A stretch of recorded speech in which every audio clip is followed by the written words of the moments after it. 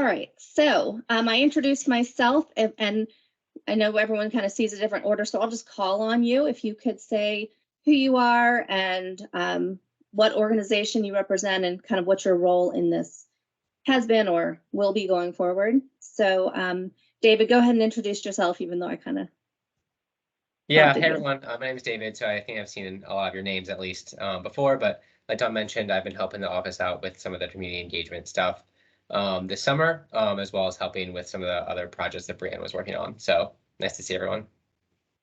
Great. How about Virginia? Hi, my name is Virginia. I am the interim climate and health subject matter expert with the Richmond Henrico Health Districts, and I am helping fill the role that Sarah Shaughnessy had been from the built environment perspective in y'all's team, along with a few others who are also joining today. Great, thank you. And how about Kelvin? Good afternoon. I'm Kelvin Harris. I'm the project development manager, Office Community Wealth Building, where we did poverty reduction and workforce.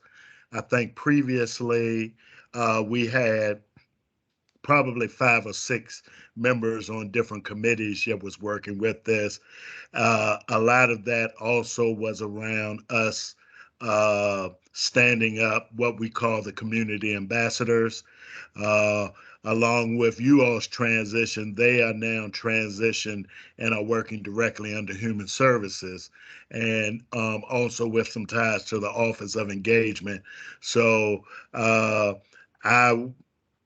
am, I guess, still kind of a conduit in terms of Office Community Wealth Building as we do because outreach in terms of our participants also falls under my unit. So I guess that's why they're keeping me around a little bit longer. Awesome. Well, thank you so much for being here and for giving us that great background and explanation. Really helpful. I know that Melissa is on the phone. If you want to go ahead and introduce yourself. Hi, I'm Melissa Guevara, Groundwork RVA. Used to be like the youth program manager with Groundwork, have moved on to just part-time work, working with them and kind of just do a lot of administrative stuff with the program. I'm mainly here just to fill in for our actual youth program manager, who is currently on the James River paddling somewhere. So just make sure that they are in the loop about what's happening and keep them up to date once they get back. Great, thank you. How about Amy? Hi, yes, I am Amy with Arcane K, and I lead our sustainability services group. And I'm actually not really part of this group. I'm usually part of the environmental and transportation working groups, but Dawn was nice enough to let me sit in on this one because I'm going to be off next week. So looking forward to working with you guys on this. Awesome, thanks. And how about Jen Clark? I think you're in the same boat. I was just thinking that. Hi all, Jen Clark. I'm with Richmond Stormwater Utility, so within the Department of Public Utilities. Like Amy, I will be out next week. I normally am on the Environment Working Group, so I'm just catching up today and making sure not to miss out. Thanks. Awesome, thanks. And Anja? Did I say that right? Hi, it's Anya. Anya. And I am a citizen who has been on the working group since the start. So a little bit of my background is that it's a 25-year career in marketing. I have an MBA. My specialty would be product and brand and project management. I also speak Portuguese and Spanish. So that has come into play some, and I'm curious to hear about the implementation team opportunities. Fantastic. Yes, it sounds like you will be quite an asset. So thank you. Mm-hmm. Let's see. How about Eric? Is he here? Yes. Yeah, hi. I'm here. Hey, I'm a master's student at VCU studying urban planning, and I am interning with Dawn this summer. So I am, just sitting in to learn as much as I can about this process. So thanks for letting me be a guest with you all today. Thanks for being here, Eric. He's been great going through the strategies and looking for, plan alignment or helping with the appendices and all of that, the tough work behind the scenes. So we're glad he's here. Let's see, how about Hannah? Hey everyone, my name is Hannah Quigley. Much like Virginia, I am here with the Health Department, Richmond City Health District. I'm specifically our food access specialist.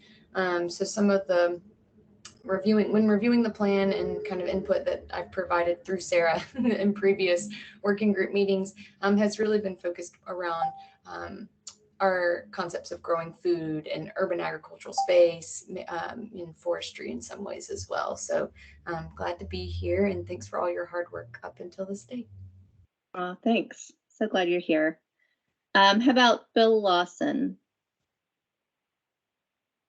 Hey, good afternoon. I'm Bill Lawson. I'm with the Office of Emergency Management for the City of Richmond. So I've been with this process since the beginning as well. And what I bring to the table is the world of emergency management, which is pretty much we have a lot of contacts throughout the region and with other groups to try to be able to go, oh, you're doing that? Let me get you to talk to this person so that, things work out a little bit better and really make our communities more resilient. So that's kind of how we fit in. And we also do a lot for getting grants and things for mitigation and preparedness stuff. Fantastic. Yes, very important ally in all of this. Thank you. How about Richard Sebastian? Hi, I came in late. What's the question? Oh, who are you and what do you represent and what has your role been in this work? Yeah, I've been on the community working group since the beginning. I am a free range, but my background is in education, higher education. So I'm really interested in connecting higher education and I work with community colleges primarily to this work, both in support of the work as well as connecting with other community groups to make sure that this conversation is happening and also connecting programs to green jobs and other opportunities. I also have a background in project management. I manage national multi-million-dollar projects in education under grants. And so however I can be of help, I'd be happy to. I do have some climate training too. I've taken the climate change professional coursework and exams, and I'm working on getting the credential there. Fantastic. This is making my heart sing. It's nice to hear all of these great resources that we have in this group. And Kate Rivara. Hello, everyone. I'm Kate Rivara. I'm the Community Gardens Coordinator with Parks, and I've been on the Community Priorities Working Group since the beginning. So we got to review a lot of strategies and things like that. And I also pop into the Waste Working Group sometimes because of my passion for composting. So, awesome. And like work in composting. Anyway, yeah. I'm hungry. Bear with me. Did I miss anybody? Okay, well then I'm going to go ahead and share my screen and we'll launch into the presentation. Just to remind everyone, this is being recorded and we will share the recording and the slide deck after the meeting. Okay, so do you see my screen? Does that work? All right. So let's go ahead and jump into, these are some links. So when you get the slide deck, you can click on those links. In the meantime, I guess, yeah, David, do we have access to the chat? Can we send this? So we don't have access to the chat. So if you have questions you want to address at the end, you can type them into the first or the second slide. And I emailed everyone the link to the slideshow that we'll be using. Oh, great. Thank you. Perfect. I missed that. Sorry. So welcome. This is our follow-up community working group meeting to the engagement results and next steps. We want to ask you for your recent wins for equitable climate action and resilience. So be thinking about that. And maybe at the end we could, you could share what comes to mind. David is going to be reviewing the spring community engagement efforts. And then we're going to go through the next steps for outlining the timeline of the plan through adoption, have some discussion on staying involved, and then wrap up. So today, hopefully, really want to get your questions answered and give you a thorough report on that engagement period. I know it's been kind of quiet for the past couple months on the working group side, but not on the community engagement side. And then again, outlining the roadmap to adoption by City Council in the fall. So I really want to be thinking about ways for everyone to stay involved in the ongoing implementation efforts. Again, we have some amazing resources, subject matter experts and just good community organizers in this group. So I would love for you to stay involved and be thinking about how you would like to do so. So David, maybe I'll let you go ahead and take over from here until we get to the implementation slides. Sure. So if anyone has any sort of off the bat wins that they've been working on, now would be a great time to share it and start us off on a happy note. But if not, we can do that at the end as well.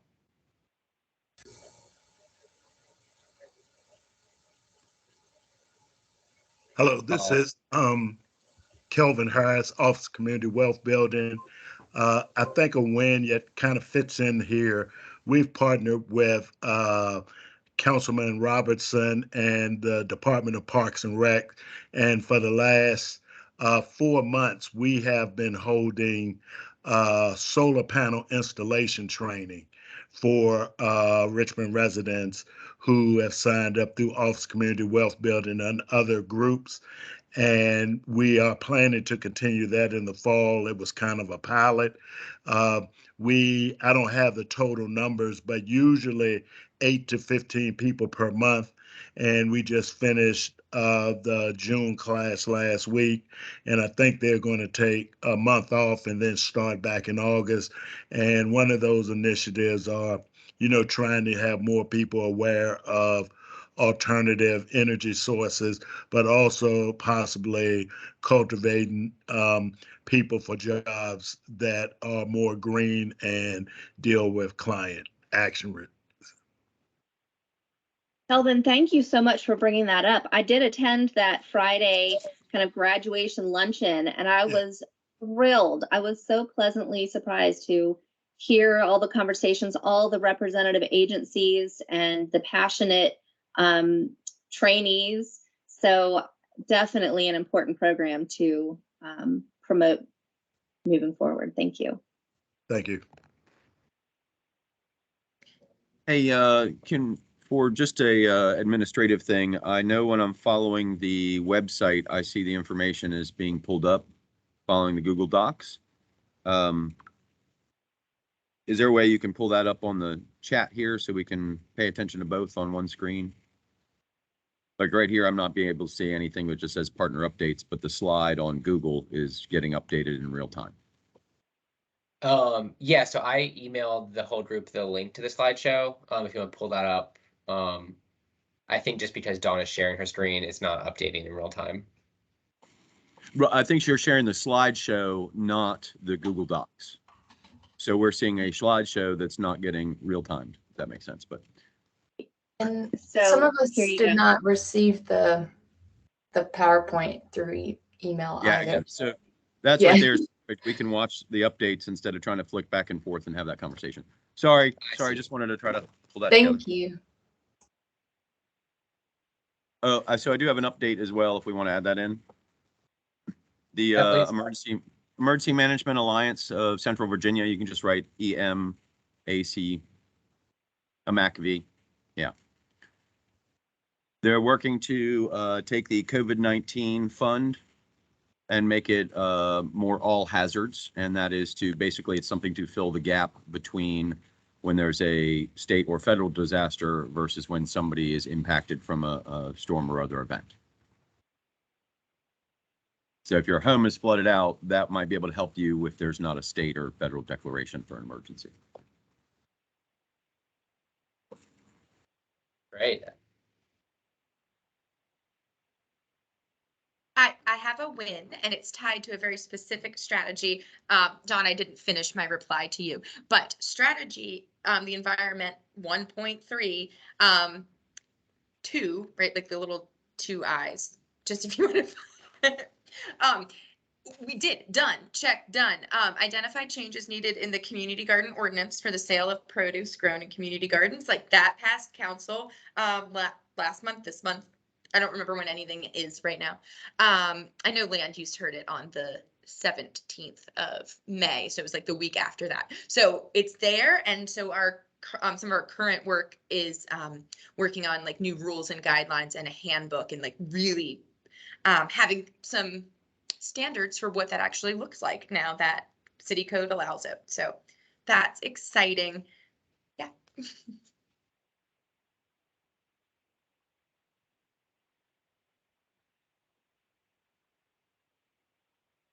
Awesome. Well, thanks everyone for sharing all that great work. Really exciting to see how things are moving forward in a couple different areas. So really excited to keep that energy up. Dawn, if you want to go to the next slide, I'm going to review quickly just sort of what we did for the community engagement, some of the preliminary results that we're seeing.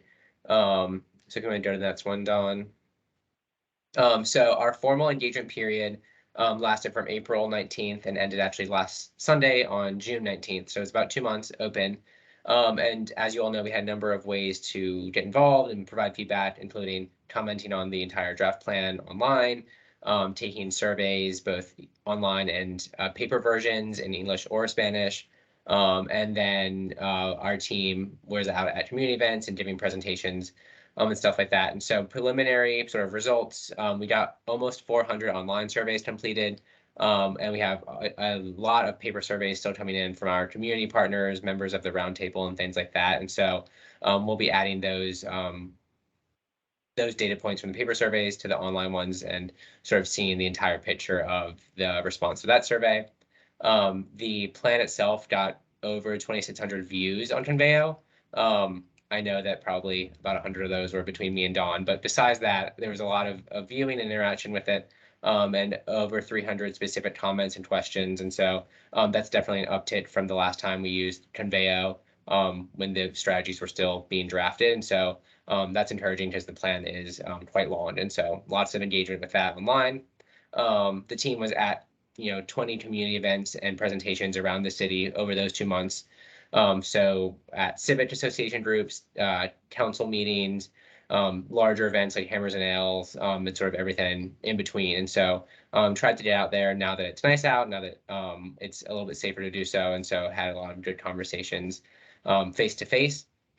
We also were lucky to get information into all Richmond public libraries, as well as 30 high ridership stops across the city, just to try to reach additional audiences and engage with folks who are all over the city. And so that I think was a big win for us, just working with the libraries and GRTC to get that done.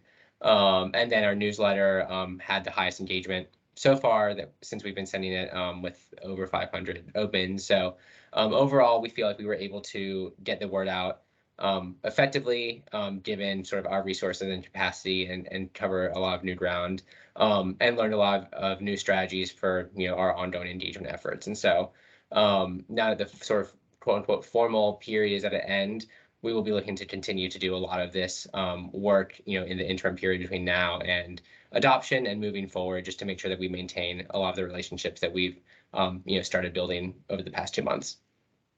So any initial questions about any of that? All right, you can go to that slide, Dawn. I just want to share a little bit of the preliminary survey data. Like I said, we have probably about 50 to 75 paper surveys still to enter.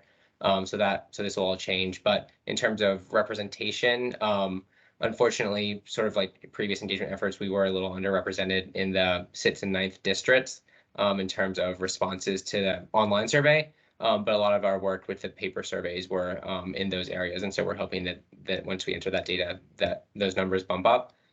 Dawn, you can go to the next one. And then one of the, I think, most important questions in the survey was asking folks to sort of reconsider how their own community priorities ranked, as we're thinking about implementing these climate strategies we always want to be cognizant of the intersections between our solutions and community priorities. And so, at a high level, we saw that racial equity and environmental justice was still sort of the top of mind priority for a lot of the folks who responded, along with affordable housing and safe and beautiful neighborhoods. And so none of that, I think, is surprising, but it is helpful just to have that in mind, as we're thinking about implementation moving forward. You can draw that slide down. And just to sort of put the back end on the feedback that we got on the plan itself, those comments I mentioned, we between Sunday and yesterday, we went through all the comments and responded to all of them, either by answering the questions directly, making direct changes to the plan itself, whether it was small edits, adding or removing certain parts or graphs and things like that, making things clearer where there was confusion, and really making sure that each and every response was addressed in some way. And so the updated plan has now been sort of completed in its next iteration and is with city leadership to do their sort of final review before it goes to the mayor. And in terms of the community's our next steps to the community, we're working on addressing some of the themes and major questions that came up a lot in the comments. And so just on the right here, a few examples of the types of questions that we got a lot in terms of the timeline of this plan, Richmond gas works, and how they fit into the overall climate goals that we have, and things like that. And so over the next week or so, we'll be working to answer and address these and publish them so that folks who have these questions can sort of see our perspective on that.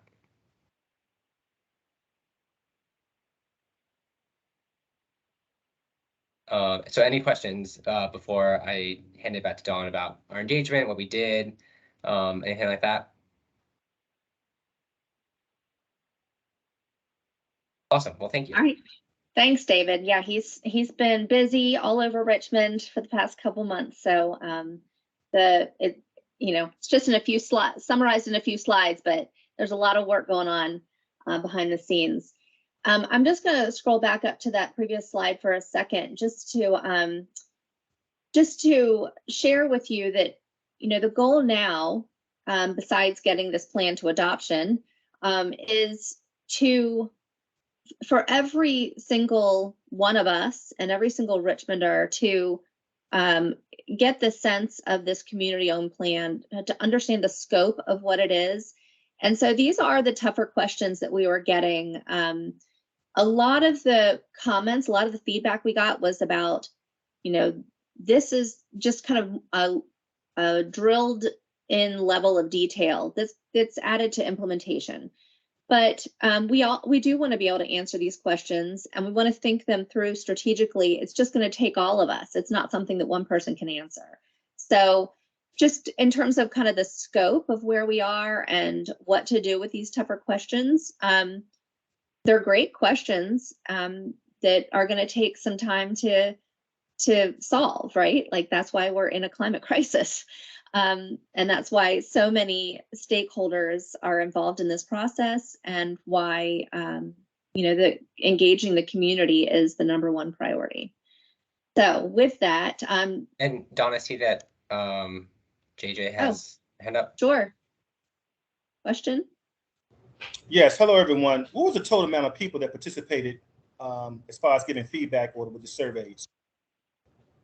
Yeah. So right now we have almost 400 responses to the online survey, with between, I think, 50 and 75 additional paper surveys that still need to be inputted into the database. Okay, thank you. Yeah, thanks for the question. Great. Any other questions before I move on? Were there any hard copies distributed throughout the neighborhoods? Hard copies of the survey? Yes. Yeah, so we gave hard copies of the survey to each of our roundtable members who have been with us through the entire process. And then we had paper surveys at all of our in-person events that we went to as well. Okay. Thank you. Anyone else?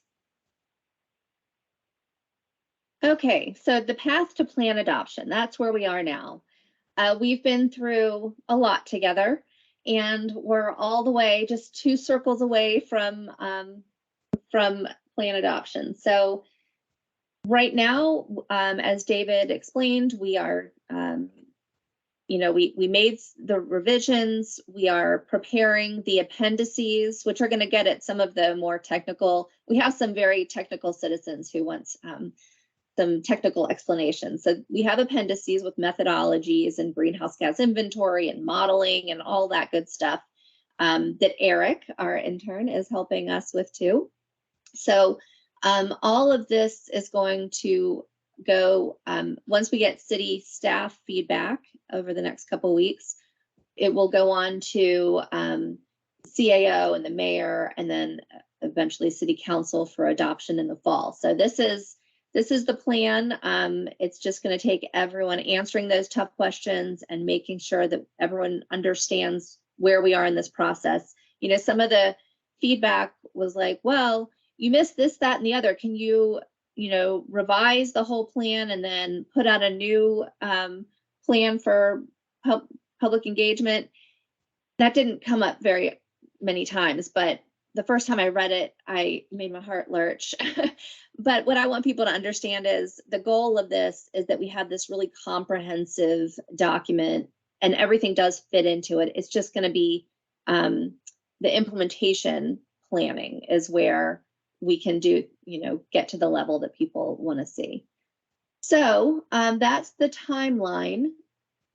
And then in terms of the shared accountability framework, you've all seen this, but this is really important to understand that, a lot of climate action plans don't get to, okay, well, who's going to be accountable? I know that this is what this city needs to do, but who's actually going to be accountable? And our plan, we all collectively put a lot of time and thought into figuring out what it's going to take to be accountable to this work. And so built into our process is the regular evaluation. And one of the questions was, why doesn't every strategy have a metric? Well, through all of that impact mapping that you guys did, we were able to identify the 12 overarching outcomes. And for each outcome, there is an indicator, a traditional indicator, and also an equity-based indicator. So if we do all the things we say we're going to do in the plan, then we will see progress on our indicators. And that's how we're measuring success. So regular, tracking and reporting and evaluating, being transparent along the way, just honestly answering the hard questions and giving anyone who asks the information. One-on-one meetings. I don't think anyone can say that we haven't been transparent all along, but continuing that, using our climate equity index to prioritize where we're going to, be implementing the strategies first, and all of the tools that we have. Culture of improvement. Let's continue to learn. One of the things that just came back was that this new speed plan does not align with the climate equity with this plan.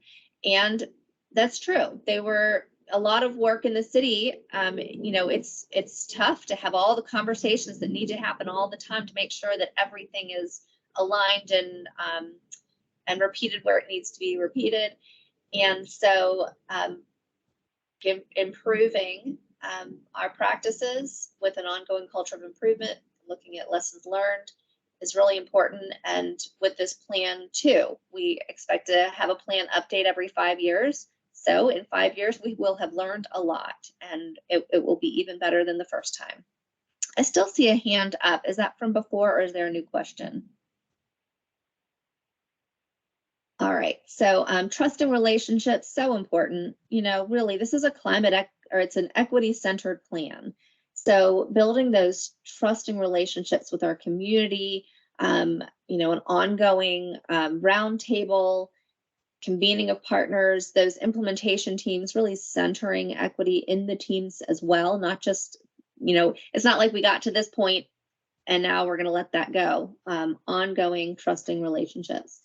And then institutionalizing sustainability in city government. That's just an ongoing practice. And so, like I mentioned, the SPEED plan, the economic development plan, the more we educate each other and learn about what each other is doing, the more we will be institutionalizing sustainability. For example, this department being moved into the community and economic development portfolio in July is an example of how the city is institutionalizing sustainability. Up until now, it's just we've kind of been this project in DPU, and no one really understood where we fit. So now we actually had a kickoff meeting earlier this week with all of the directors in that portfolio, and it's really exciting for them to say, oh, since then there have been follow-up conversations and asking how we can feed into what they're doing, how what they're doing can feed into what we're doing. So it's happening, and it's exciting to see, but we do have a long road ahead of us. Let's see. So what can you do? Well, this is what's next. And so we need advocates for this plan. Our final plan will be submitted on August 17th for introduction to council. September 20th is the Land Use, Housing, and Transportation Standing Committee meeting, and September 26th is the City Council meeting. David, had you had any other thoughts on this one for advocacy and engagement? Yeah, and so this is just sort of the, I think, ideal timeline of all the ducks in a row by these dates. But where we really, I think, need or would love support are at those committee meetings and city council meetings, speaking in support of the plan, talking about your experiences working as part of these working groups and the importance of equitable climate change solutions in general. Just to sort of fill in the personal gaps with all the great information in the plan itself. And so we'll be probably following up with all the working group members and all of our partners as those dates approach, and just seeing if there's interest in attending either virtually or in person, if that's how they're meeting, and just speaking about mostly the experience and the overall importance of this work to all Richmonders. Excellent. Thank you so much. So implementation teams is the other big ask on the actions themselves, the strategies themselves. So if that is something that you're interested in being involved in, we do have a survey where you can give us that, share that information with us. Just to give you a little bit of background on those implementation teams for those of you who haven't necessarily been involved all along. It's kind of a smaller subgroup of these working groups. So it'll be the city steward that's been identified for each strategy. Our office is going to be the champion. We are stewards of some of them that fall under us, but where possible, if the kind of sphere of responsibility is in a different department, like Kate with the community gardens. So there's a city steward, but then, what are some other city departments that should be involved in these conversations? Again, with, priority alignment.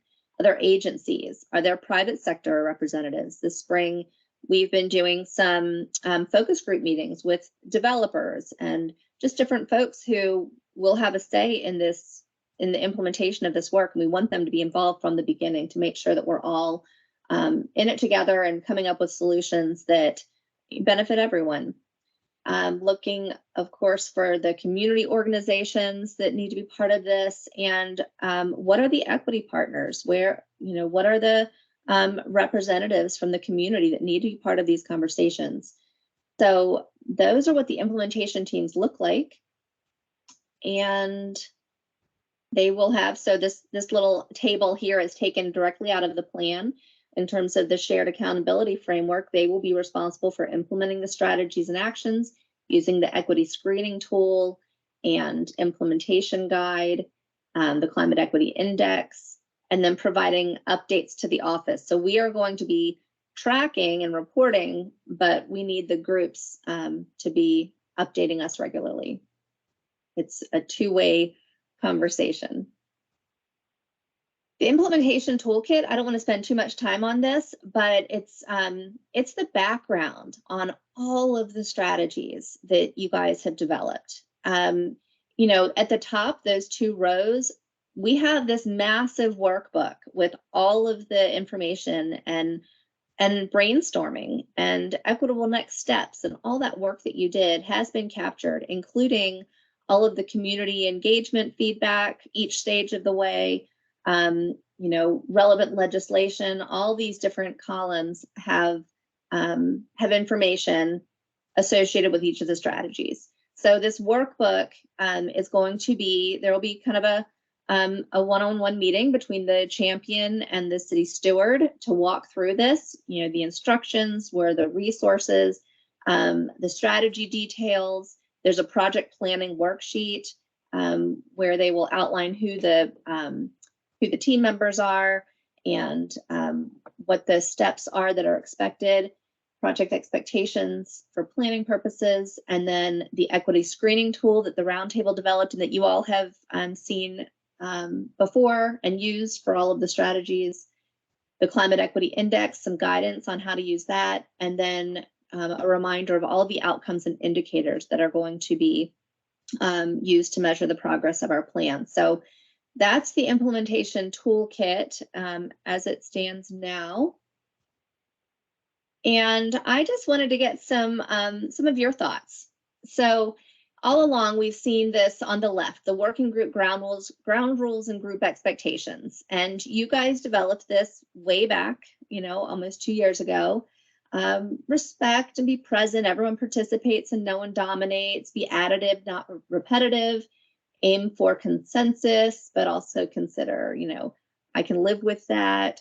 Be open to new ideas, bring a problem, bring a solution, separate the people from the problem, speak for yourself from your own lived experience, and make space. So those sound like great ideas, but now you guys are experts in this. So as we kind of hand this work off to implementation teams, I want to hear what kind of advice you have for them. What would your suggestions be on how a smaller group who's having to do the hard work of figuring out how to get this done, you know, what advice would you give them?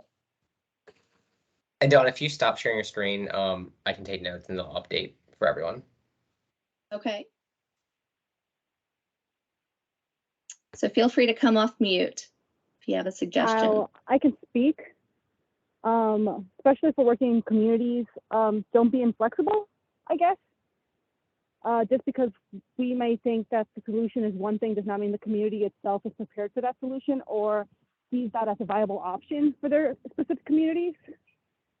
So be prepared to be told that you're wrong, and also prepared to then find a solution in community, not just on your own thumb. That's great. I love it. Hey, I think following right along with what was just said, it really is kind of making sure that the that whole community piece, that the community stakeholders are involved with the those efforts. So I don't know if that's saying the same thing, just a little differently. Great.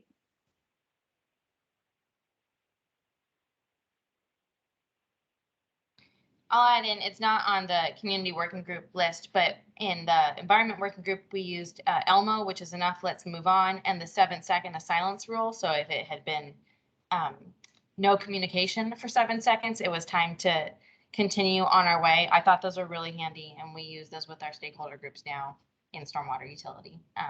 So that's my 2 cents. Great, thank you.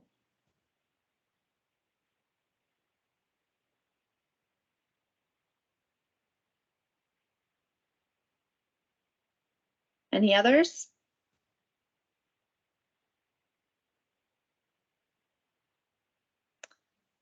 All right, well then in honor of the 7 seconds of silence, I will move on. All right, so implementation, you know, the question comes up a lot now. Where do we start? We've got this big plan now. We do need to go through, you know, plan adoption before it's official, but there is a lot of work already being done, as Kate mentioned, and some of them are getting done. this work isn't waiting.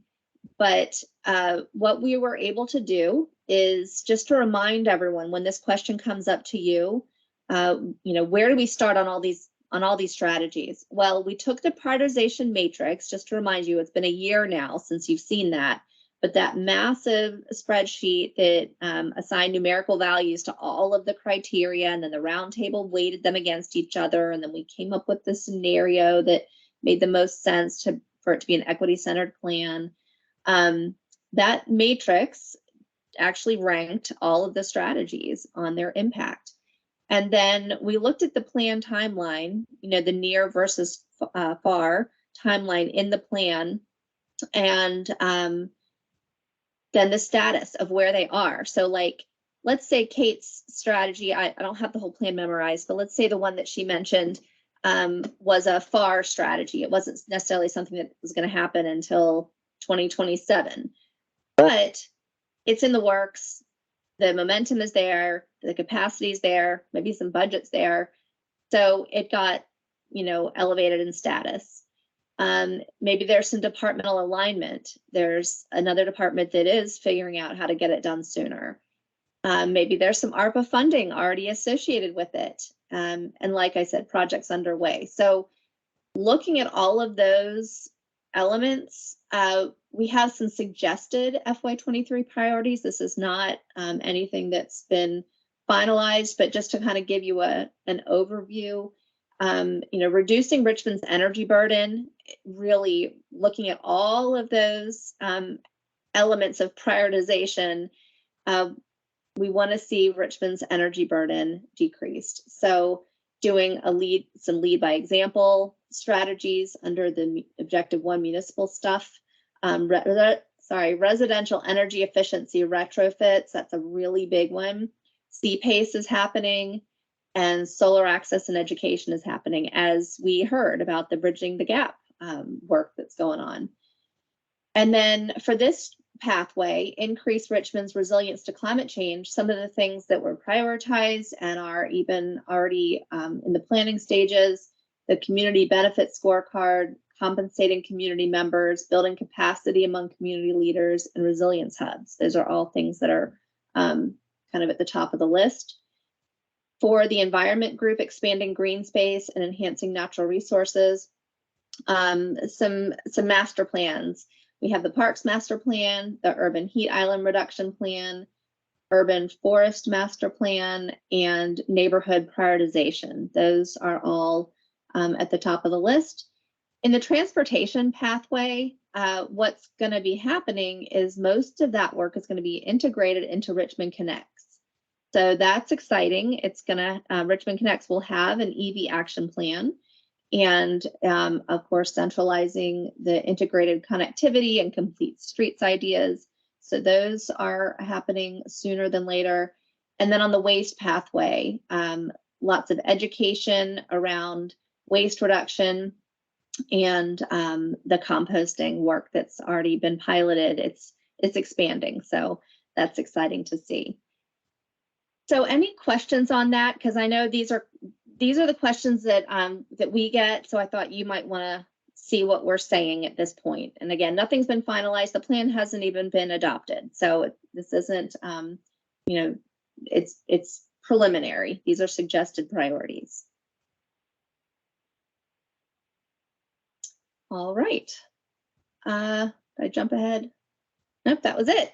So we get to wrap it up early. David, do you want to take it over? Yeah, so I think that this is our last official working group meeting. So we want to thank you for all the time that you've given over the last 2 years, especially on a Friday, especially our longer meetings that went the full 2 hours. So really, really, really thank you for all that. These strategies and this plan wouldn't be possible without all of your great ideas and time and energy. So thank you.